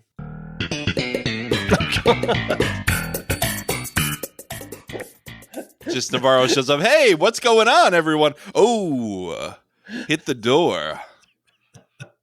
How fast were you scrambling to try to pull that sound? Pretty fast. And pretty load fast. it into the soundboard. Yeah. So, yeah. A little levity to counterbalance the seriousness of Peter having to shoot his dad in the head. I mean, geez. I gotta say, Finn really sold it. I bought that he was devastated, but he was like, "This is my responsibility. I shot him. I'm gonna clean it up." Yep. And he sees you clean good, they say to him. And he knows what to do, right? He's a really good investigator. So he's going to know, oh yeah, the drop of blood will have gone way up over there. And it was the logical choice given the situation. It was Danvers and Navarro are the ones that have to go. And so he made the right call through it.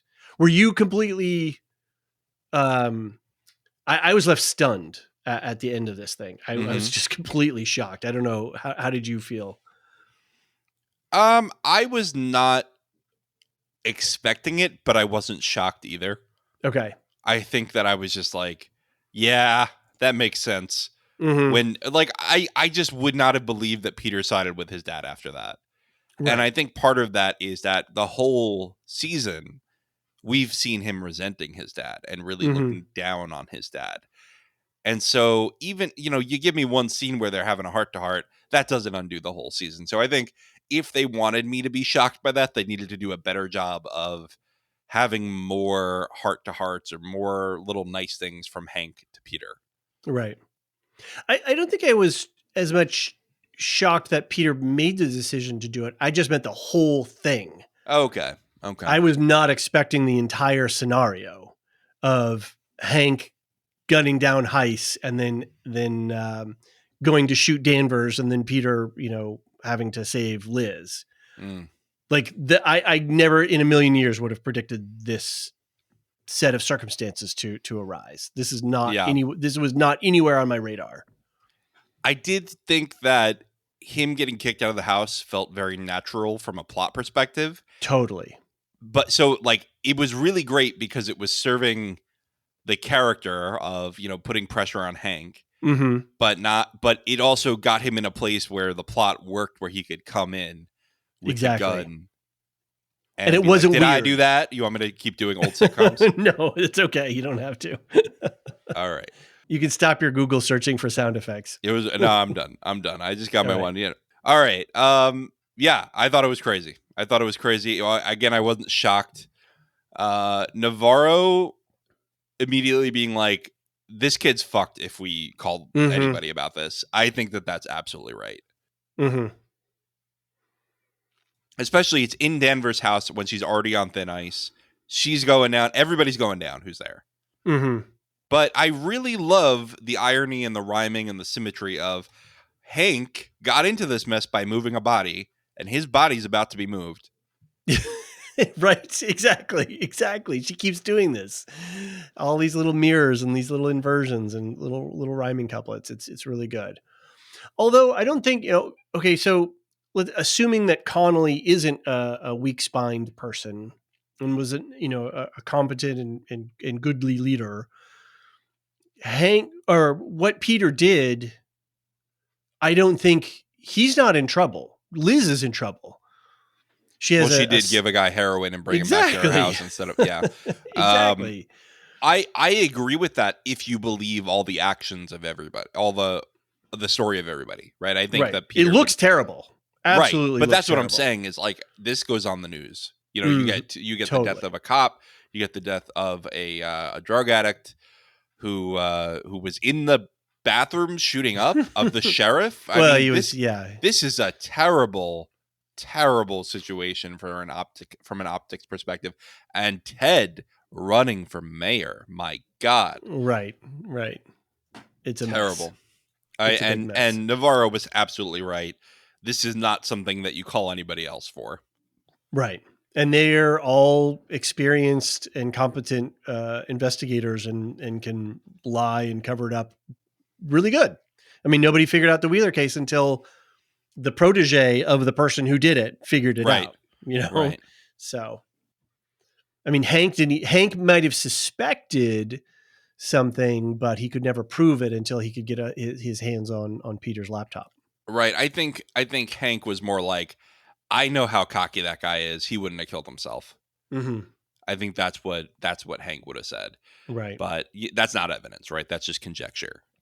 And going back to your point before, all of the plot mechanics of getting Peter out of the house and then Hank being able to use all this stuff and then him being in the shack, I never felt the hand of the writer. I never felt the machinery of the plot. Oh, well, we got to get this person in this position. I would say except the scene where they have the heart-to-heart. But anyway, that's the one time I felt the hand of the writer.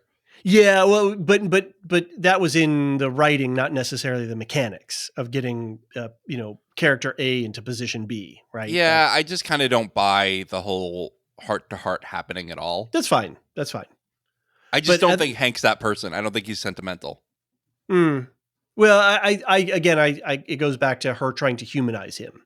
So when this does happen, they had this one final touching moment where Hank remembers, where we know that Hank remembers something about his son, and we can empathize, especially as parents. We can actually identify with him. So anyway, well, it was, yeah. I'm less mad at the episode, I think, even after talking about it now.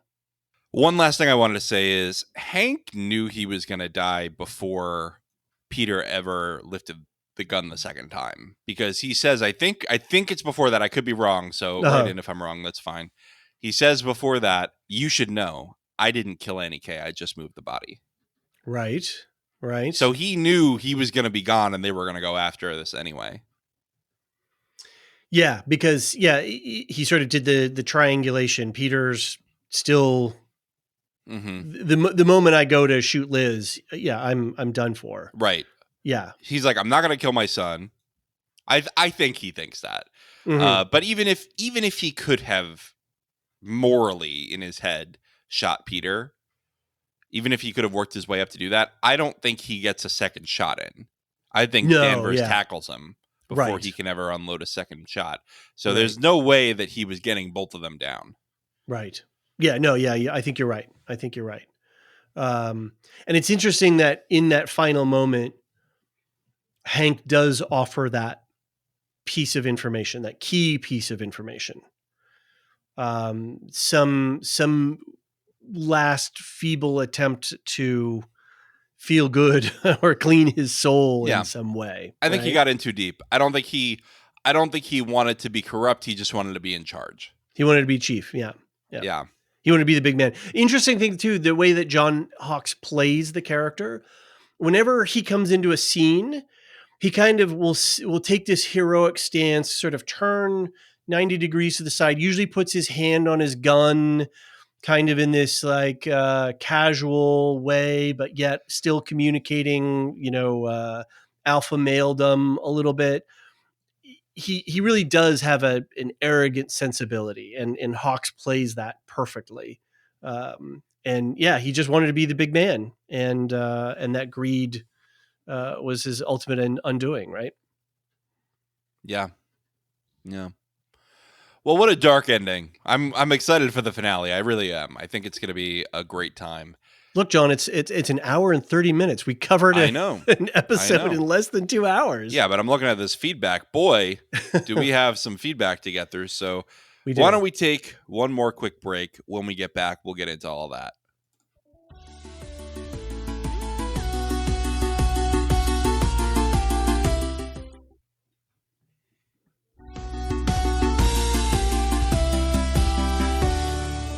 And we're back. If people want to write in, David, they can go to truedetective@thelorehounds.com. They could also go to the website, thelorehounds.com, head to the contact page. There's a contact form there. You can write in without having to type any emails, or you can use the voicemail feature, which is always a fun time, and not enough people do it, so go do it. Yeah. The Discord server is also open for live chatting. We have a live chat that goes on every time the episode airs. It's a lot of fun. People jump in. People are just like live reacting. I think you mentioned that earlier in the podcast. And overall, if you want to send feedback through Discord too, just tag us, say, hey, this is for the podcast. Cool. Good for us. Would you like to read some feedback, David? Sure. Maybe we could trade off here. Sure, that sounds good. First up is Jeff R., who sent a message using the contact form.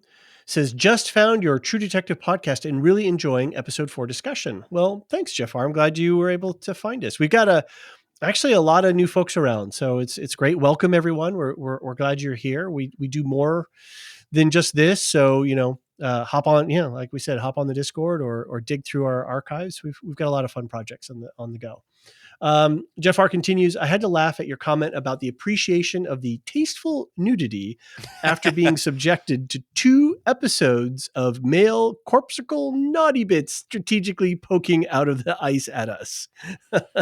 Yeah. Pretty funny.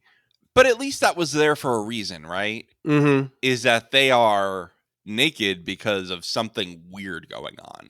Right. And because of something probably supernatural going on. And so I when I say tasteful, I mean like there for a reason. It's happening for a reason. Right. It's not there to do the Game of Thrones thing, which is, well, we haven't had a sex scene in 3 episodes. Let's throw one in. Right. Yeah, no, it's all been very it's all been reasonable. Well, I think episode I picked 1, the bone with I still don't think the Navarro sex scene was one. necessary. Yeah, right. The initial sex scene was necessary. Even the Danvers one, I was like, I guess I see a little bit of it, like established a thing with Connolly, but at the same time, again, I don't see what I got out of seeing them that I couldn't have gotten out of them cleaning up, Right. Mm-hmm. Or before or after. Oh, that was crazy. Right. That was crazy. Right.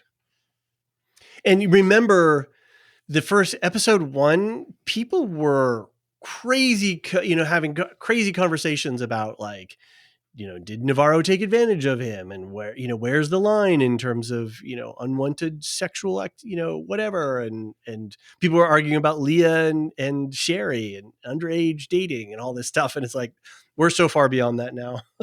Yeah. It's hilarious. Yeah. All right. Just Jeff not really a concern in this show. We're focused on murder suicides now. Yeah. And I think that it is interesting because that scene did spark a whole bunch of debate, and then people have gotten over it. So, maybe as a director, she was pushing something intentionally in that way and confronting us a little bit with it. And maybe distracting us a little bit. Yeah, outside of the story. So, Jeff R. continues, also, am I the only one who noticed that Ennis is basically backwards is basically sinner?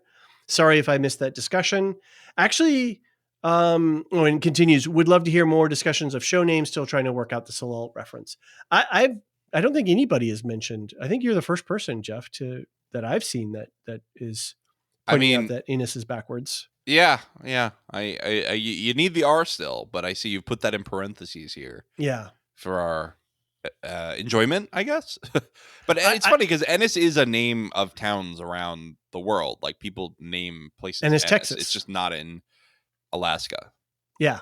And I was going down early on. I went down I wouldn't call it a rabbit hole, but I had a little, a small tinfoil theory, which is that because there is an Ennis, Texas, and it's not far from Louisiana, and then that would all tie back to season 1. And Rust Cole spent a lot of time in Texas before he went to Louisiana, so I thought that was some sort of thing. So yeah, I don't know. I don't know if she's going for the Sinner thing or the Texas thing, but yeah, nobody else has done the backwards. People have tried to play some of the sound effects backwards to hear, if there's some voices in the weird ghost speak stuff, but yeah, not this one. So I did a quick Google, as we are wont to do. Ennis is a name of Celtic origin. It's borrowed from Irish. Okay. And it means island or one choice. And it was originally a town in West Ireland. Okay. So it is yeah. I don't know. Maybe it is. Maybe Issa Lopez did choose it because it was close to Sinner, but maybe not. We'll see. Yeah. If you want a Salal reference, there's a great Reddit thread that goes into the whole thing of Salal. There's some Hebrew connections.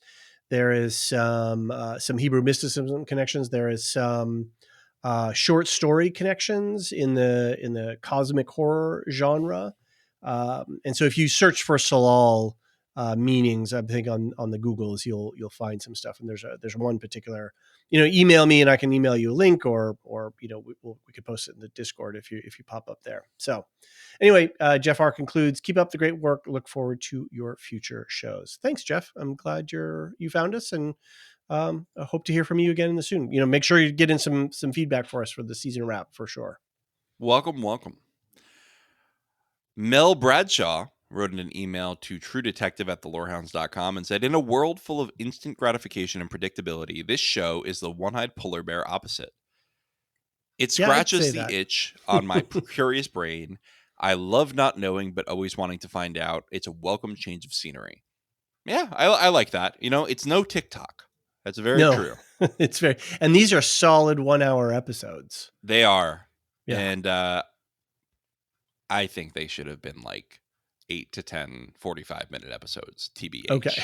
But we can have that discussion on the season wrap. Also, what if the role of Stacey Chambers from episode 1 was played by Melissa McCarthy? Game changer for sure. I could see it. Yeah, I could see it. I always picture Melissa McCarthy as her character from Bridesmaids. That's like her most iconic role for me. I think for me is the one where it was a spy one with who was that? Oh, I can't remember what I just remember we were in New York. I had recently moved out to New York to be with my now wife.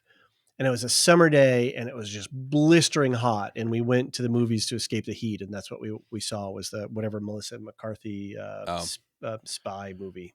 No, I just think of the movie where they all get food poisoning and she decides to poop in the sink.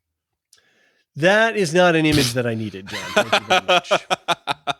Well, you've already had corpsicles, and yes, this is pointy less, bits. This is less bad by a standard. All right, love listening. That's what it was. The heat. Keep it up. Almost a boomer, so I still haven't found that damn detective notebook on Patreon. Alas, I will survive. That's a good note. David, I know you hooked up Mel with the Mel is a patron. The detective's notebook. If you are a patron and you can't find it for some reason, just send us a DM. We'll make sure you have access to it. All right. Next up is Leah Z by email. Leah says, okay, first of all, I really enjoyed the actual in-depth coverage of the show and the thoughtful way you unpack every episode you cover. Oh, well, thank you. That's what we aim to do. We don't, even if we're not personally enjoying things, we do try to be level-headed about it, I guess, a little bit, and actually have some fun digging into the details.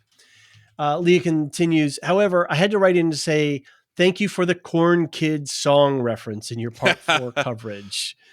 Literally started singing the rest of the song and then laughed out loud when you said someone got a laugh out of it on their drive to work. It was me. I'm that person. That's great. Anyway, thanks for the laugh. And I hope we all have something that we love as much as that kid loves his corn. For me, what do you like about corn? it's cold. A big corn that knocks. It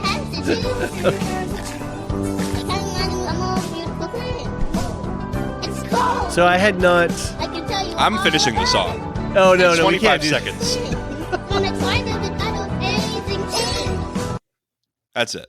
I had not. I knew nothing about this, and so when Leah sent in their email, I was like, all right, I got to find out what this corn kid thing is. That kid is adorable. It's very funny. He's so cute. Oh my goodness. He just loves his corn. He does. And I agree with Leah. May we all enjoy something as much as Corn Kid loves his corn. That's right. Lore Master Bettina W. writes This is not about corn. This email is not about corn. Indeed. Writes in with info about facilities like the Lighthouse. Hey, Lorehounds. Hey, Bettina. Just a few thoughts on a scene that I can sadly relate to, and I would imagine many people will have strong opinions on. From what I understand, Jules submits herself voluntarily to psychiatric care facility. I don't know how things in the US work, but in Austria, that means that patients are absolutely free to come and go as they wish. Every facility usually has rules concerning when patients have to be home, but that's just the internal rules. If a patient decides to act against the rules, there is not much we can do. Here, facilities such as the Lighthouse usually don't have security because what we really need are psychologists and social workers, and that's what the budget is spent on. So yes, it does happen that a patient leaves the facility and people on duty don't even know that they're gone. And it can be absolutely nuts for a few hours. Oh, sorry. And it can absolutely be a few hours up to a whole day before we notice. It's a hard truth we have to deal with because we absolutely know that what we see with Jules can happen anytime. Simply because we don't have the resources to check on every patient every other hour. And yes, I have also been confronted by family members like Navarro. We try to be supportive as best we can, but we also have to protect our staff, so Navarro's behavior would be absolutely unacceptable. Curious to see where the final 2 episodes are going to take us. Well, thanks, Bettina, for sharing your personal professional experience. It's it's a kind of work that I can't imagine what that is like, where people really desperately need a lot of care, but at the same time, we don't want to recreate mental health facilities that we had earlier when people were involuntarily held, and that led to a system of abuse and not treating people like human beings, but sort of warehousing them. So it's tough. That's a tough line to walk. The U.S. is a mess. That's what Bettina W. asked. The U.S. is an absolute mess on mental health care. We did used to have asylums. They were most often called, I think. Yep. And sanitariums. Asylums. Yeah. Anyway, the point is, basically, it's very hard to hold people, like you say. There's often an involuntary 48-hour hold if you get called in for like a suicide attempt or something like that. But after the 48 hours, basically, they got to let you go. Unless you commit a crime. Basically, that's the only way they can do these involuntary, imprisonments, basically. And the reason is because back in the day, so I'm not going to defend these places because back in the day, they were ripe for abuse. Yeah. They were really, really, really bad to the patients. People were being experimented on. It was awful. It was absolutely awful. And so rightfully so, civil rights activists got involved and sued until it became illegal to have these involuntary holds without a crime being committed. So that's where we're at. But the problem is there was no funding to replace it with something. And I think in America, we probably spend more on security than we do on the psychiatrists and the social workers. Totally. So there's a really great book. I'm going to recommend a book now called Violence by James Gilligan. Mm-hmm. And we've talked about Carol Gilligan in the Earthsea series. This is actually her husband, James Gilligan. And he is a psychiatrist who worked in I think it was Massachusetts. It was one of those New England states. Worked in the Massachusetts violent criminal division. He was providing psychiatric care to violent criminals. Mm-hmm. And over the course of a decade, he led the prison system to have 0 murders. 0 in prison murders. Wow. And he did it not through increased security, but through increased psychiatry and increased approach to understanding these prisoners and treating them with a level of respect. Right. And it goes to, well, that would just opens up a whole conversation about how we actually do criminal justice and penitent, and all of that. Are we actually rehabilitating people, or are we just warehousing people? But right. So interesting conversations to be had for sure. Bettina indeed. W finishes off the email by saying, also, I'm not sure how I feel about this triple diagnosis. It's possible for people to actually suffer from all three, but personally, I have never seen it diagnosed like this. Sometimes over the years, different psychiatrists would go with different diagnoses, but all three still valid at the same time? That is a lot. Feels more like Lopez wanted to paint the worst mental health picture she could paint. I assure you, any one of these diagnoses would do the trick, but really wonderful acting from Aka Niviana. I don't know if that's the right way I'm saying it, and I apologize. Right. But the actress who played Jules, right? And the diagnosis was schizophrenia, bipolar, and borderline personality. And yeah, that's a lot. She just looked up ran her finger down the index in the DSM 3R, whatever version we're on now, and picked out a bunch of them. So you ever see the TikToks that go, "You're the kind of girl people write books about," and then you slide the picture and it shows the DSM. That's funny. I am not on TikTok, so no, I have not seen that one. Well, I'll be here to give you all the Zoomer humor. You can give me the funny stuff from the TikToks. All right. Well, thank you, Bettina W. Good way to bring in a serious topic. I thought that was a good conversation. Bettina has been great about sending in really good takes, and just happy that our lore masters, we have a really great, interesting group of people. So it's fun to get these perspectives and understandings. So, all right. Speaking of somebody who likes to send in their feedback, and we love to get, Al Chalant wrote us in like several emails as they were doing a rewatch of episodes 1 through 4. I would get these emails periodically going, okay, just finish this episode. Just finish this episode. Just finish this episode. I like it. It's fun. I love it. Stream of consciousness feedback. And Al Chalant sent in some photos as well that I've got to be able to bundle up and put into the detective notebook as well. So I haven't got around to doing that yet. And I'm actually stressing a little bit because episode 5 is upon us, and I usually have a longer lead time, but there weren't so many clues this episode, so it's not going to be too bad. There's more answers, honestly, than clues. Indeed, which is nice. We should be getting the payoffs now. So 3 main topics that Al Chalant has for us: a kind of a miscellaneous with a couple things, some stuff about Hank, some stuff about the pink jacket, and then a really funny tinfoil hat one about Rose. In the miscellaneous category, the Silver Sky Mining and Salal logos look very similar. 6-pointed stars. That's interesting. I had not looked at those 2 logos. That's a good take. Again, just more internal consistency in the world, just to make us feel the connectivity. So very cool.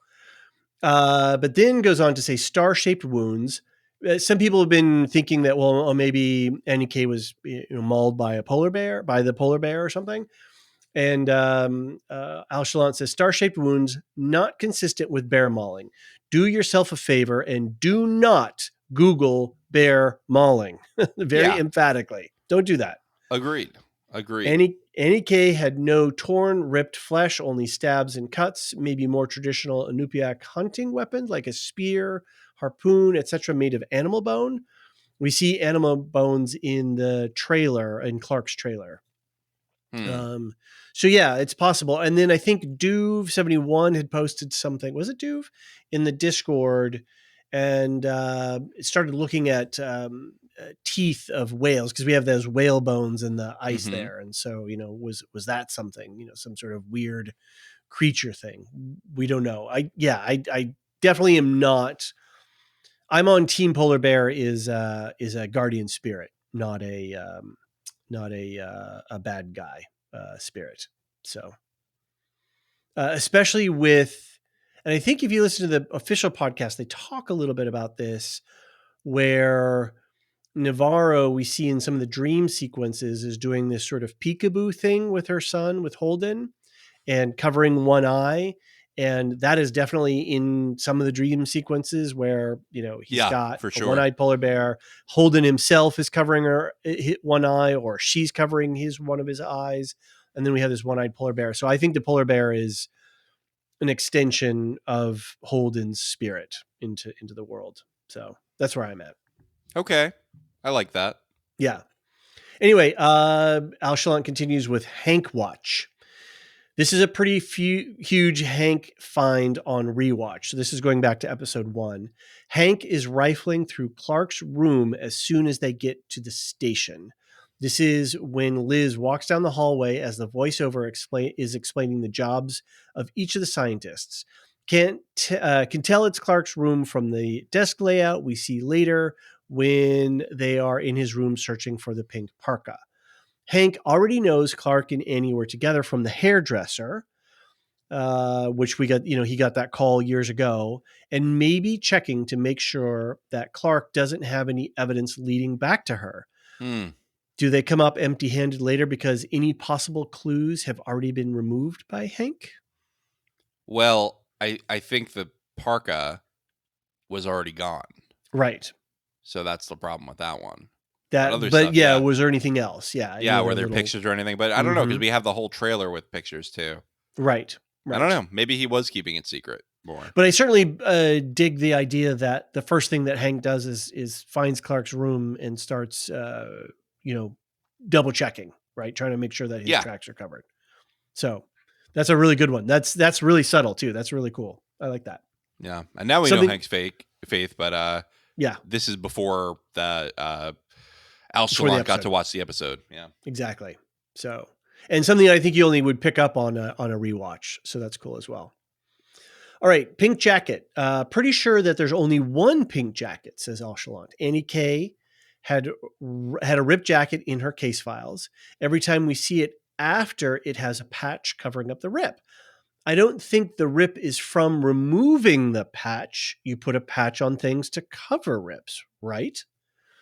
The episode 1 case photos that show the ta-da moment where Liz realizes it's the same jacket is shown side by side when Annie K was alive. Ripped equals before, Clark and Salal photos equals patch after. This is before we know that Annie and Clark were lovers, and this is the first connection we find in the cases since the tongue hasn't been tested yet. Interesting. I had it the other way around, and I think Alshalon has a really good take on this, that the patch is added, and that would be a nice flip, a nice inversion. Yeah. Into the logic. I think that's right. I think that this is the same jacket. And Al backs me up. He does. And this means that Heiss got the jacket from Clark in the Night Country. Yes. Yeah. I think it's good. That's some good detective work by Alshalon here. Makes sense. We should pair him up with Peter. They'll be unstoppable. That's right. Well, I don't know. After this last one, you may want to question Alshalon's logic here a little bit. Put on your tinfoil hats, because here it comes. Is Rose real? Okay. Are they sixth sensing us? Is Rose a ghost too? Evidence 4. Navarro's the only person that talks to Rose. After getting off the chopper when discovering the corpuscle, Liz walks right past Rose like she doesn't exist.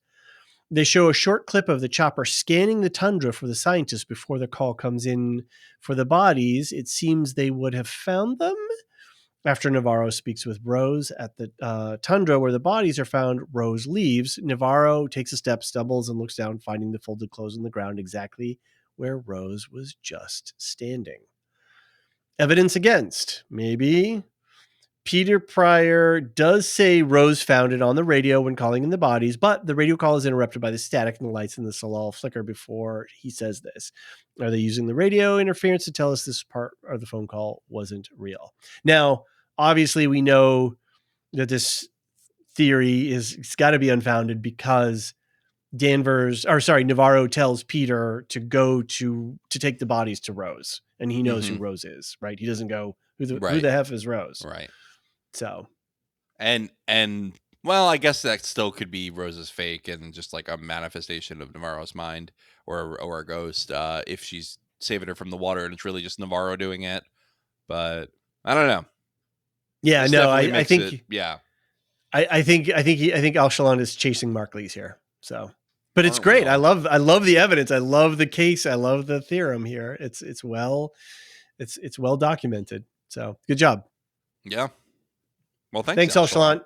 A lot of Yeah, fun. looking forward to your final analysis when we get. Well, especially I definitely want to hear what you have to say after this episode, and then Yeah. we'll see what we do after Mhm. episode 6. Well, closing us out will be Lore Master Nancy M, who posted in the Discord. Thanks to season 4, I decided to go back and binge seasons 1 to 3. Wow, that's impressive. Yeah, it's a In lot. season 3, there's a scene when a person explains the meaning of the spiral symbol. This person says it's a code for pedophiles. So I went online and found an article about how there are different symbols representing that behavior. And so that's interesting. I know Nancy M went into a little bit more detail. We're gonna leave that out of this part, but thank you, Yeah. Nancy M, for doing some research on that. And there's some actual, there's similar symbols out there that in that world. Finally, the orange, or the color orange, is very important to First Nations communities. And Nancy M lives in Canada, so that's what. That's the chosen name for people in Canada for Indigenous communities. It's interesting to see the different names around the world. Mm-hmm. Finally, the orange, the color orange. So I've got the details on it below, but in the last few years, it has become more heartbreaking as the skeletons of children are being found on the grounds of former residential schools across Canada. A very, very, very sad period in Canadian history. In my own community, there are lots of homes flying orange flags. Yeah, that's been so sad to see that start to come out. It's really, really sad, and I'm glad that the government is trying to.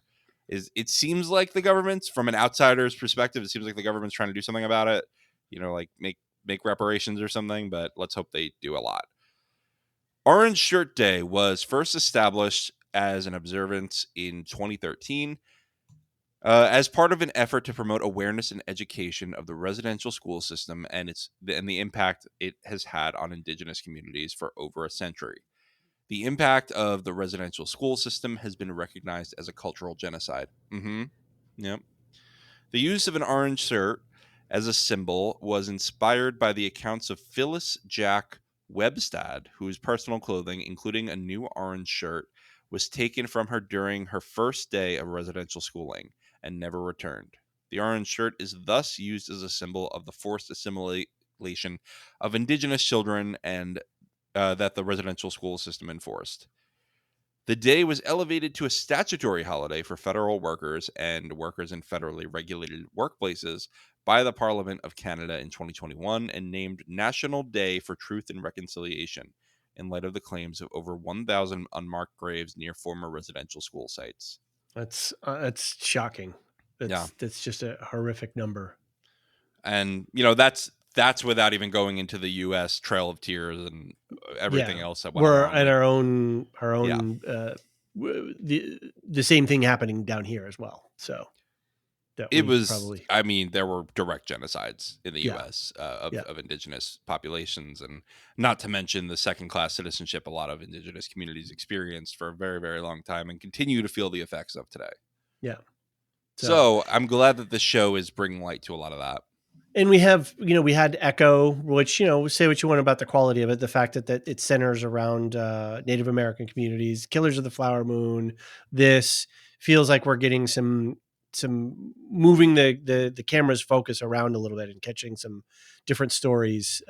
And that's good. I'm glad we're starting to open that space up a bit more. Right. Well, thanks, Nancy M. And thanks everyone for writing in. Again, send us an email, go to the website, look in the show notes if you can't remember what I'm saying, and everything will be there for you. That's right. David, shall we wrap it up? We should. I think if you edit this right, this is going to be an under 2-hour podcast. So let's let's zoom through our outro and make sure we bring it in. Quickly about our Patreon, I mentioned before at the top. If you're new here, thanks for stopping by. thanks for checking this out. If you signed up on the Patreon as a trial member or what have you, we really appreciate it.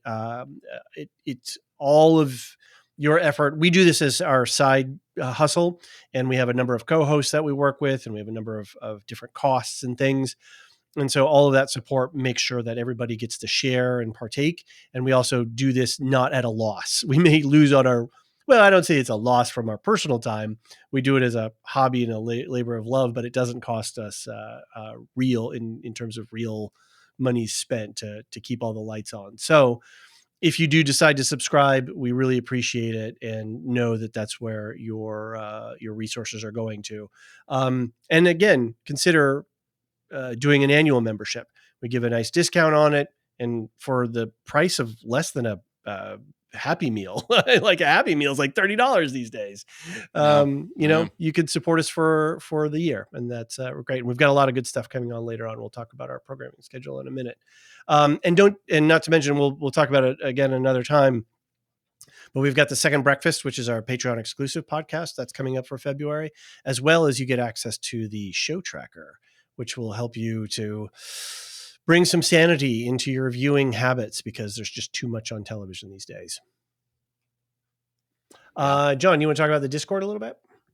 Sure. We've got our server boosters, Gnarls, Aaron K, Opus and the Machine, and me, John Lorehound. I'm a server booster. Fun. We've got a really fun, welcoming community. A lot of great chats happening. We just put a bot in there to give you the book description if you tag the bot, which is kind of fun. Yeah, because there's a whole book channel. Book conversation. We're chatting about books, and not just stuff that's on the podcast. A lot of good community. I'm really proud of the community we've built. So join us on there. We also have got some affiliate podcasts, but they're kind of quiet these days. I know Anthony's been busy with real life stuff. And him and Steve have a podcast called Properly Howard Movie Review. They're hilarious. Steve's a stand-up comic, and Anthony is a theologian. And they have a good time taking down old movies. And so you go back, if you go into the show notes, again, there are links, and you can find their feed and go back and listen to some of their episodes. The great thing about their podcast is that you don't have to have seen the movie to enjoy and have a good time listening to their content.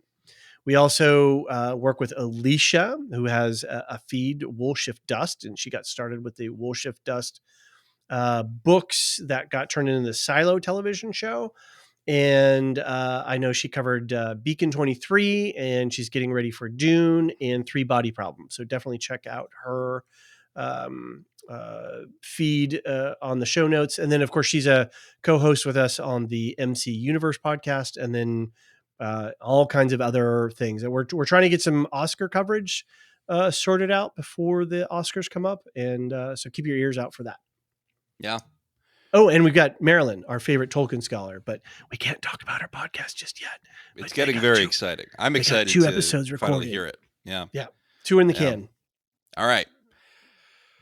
True Detective every week, as you know. You're here. We're every week. 2 more left. Yeah, 1 more after this. Yep. We just did an interview with Lieutenant Colonel retired Matt Kavanaugh. He was really brilliant. We talked to him about Rogue One and Star Wars in general as it relates to his military expertise.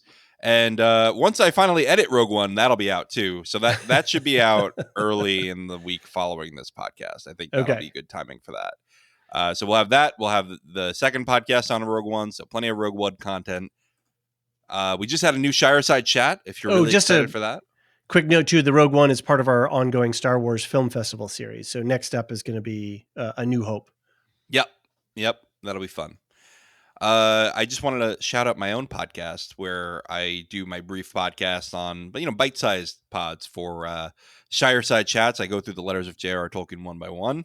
So check that out. It's a Patreon exclusive, as is Second Breakfast, where we talk about life, what we're watching off air, what we're reading, what we're playing, and we watch an old man movie. And this movie, what one, David? I don't even know. It looks like it's going to be The Black Hole, the Disney version of The Black Hole. That's the only version.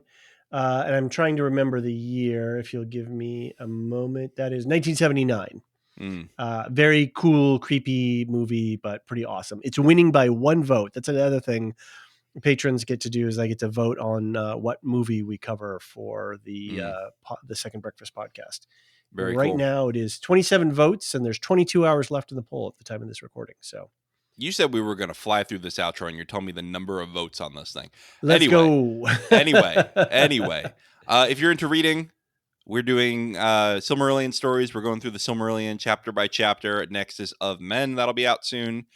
Dragonfly and the Other Wind as part of our Earthsea read-through with Marilyn Arpakila will be out later in the month. And I just recorded Final Fantasy VII with Brandon, so that's finally in the can. Amazing. We did it. We did it. It was a fun podcast, so I hope people listen to that too. And so we got a lot of stuff coming this month, as well as other stuff that we're considering. You got to watch Mr. and Mrs. Smith, man. It's hilarious. I know, but I got to catch up on Halo. I got a lot of stuff going on. You got a lot going on. And then we got Shogun. Shogun's Yeah. getting good reviews, so yeah. Anyway. Interesting. They wouldn't give us screeners, though, so I don't know. Too much TV. Too much TV. Too much TV, but we're having fun doing it. David, give us a thank you for the Patreon Lore Masters. Samartian, Mark H., Michael G., Michelle E., David W., Brian P., Nick W., SC, Peter OH, Bettina W., Adam S., Nancy M., Duve71, Brian 8063, Frederick H., Sarah L., Gareth C., Eric F., Matthew M., Sarah M., DJ Miwa, Andra B., Kwang Yu, Deadeye Jedi Bob, Nathan T., Alex V., Aaron T., Sub-Zero, Aaron K., Dally V21, Gnarls, and always last but never least, Adrian. Thank you all so very much for your support. We appreciate you all, everyone. Very cool. Very cool. Thanks, everyone. It's been a pleasure doing True Detective with you all. Looking forward to the finale and our wrap-up. For now, we'll see you on the other side of the long night. The Lorehounds podcast is produced and published by the Lorehounds. You can send questions and feedback and voicemails at thelorehounds.com/contact. Get early and ad-free access to all Lorehounds podcasts at patreon.com/thelorehounds. Any opinions stated are ours personally and do not reflect the opinion of or belong to any employers or other entities. Thanks for listening.